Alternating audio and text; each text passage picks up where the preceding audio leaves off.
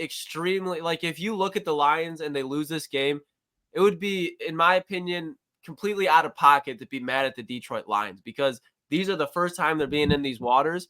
So if they go out there and if they make this a close game, I'm walking away as a Lions fan like hell yeah.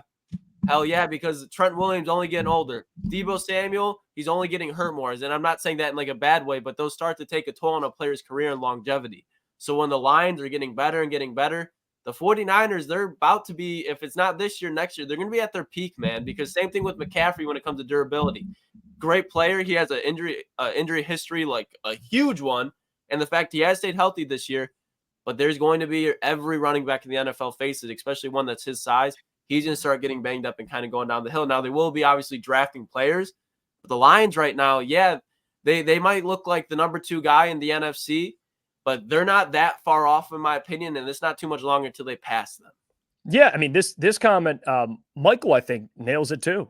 San Francisco hasn't played a complete game in 8 weeks. Any of our last 5 performances beat the 49ers team that took the field last Saturday. And sometimes, Lucas, and you know this, I mean, we both been watching the NFL for all of our lives. Like, it's not always who you play, it's when you play them, right? Yep. And I think the Lions right now, especially in the playoffs. And listen, like the Lions are a team that nobody wants to play right now. Nobody.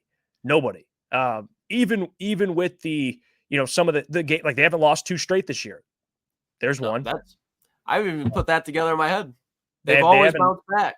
They have yet to lose 2 straight this year. And what's Kyle Shanahan? I always bring this up. It's when Kyle Shanahan, we're discussing the 49ers.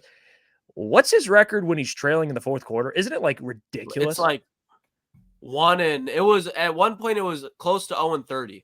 Safe to say it's 1-30. Rough. Okay, 1-30. People are talking. Okay, maybe I'm wrong. It's only 1. 1-30. Okay, 1-31. So, I mean it.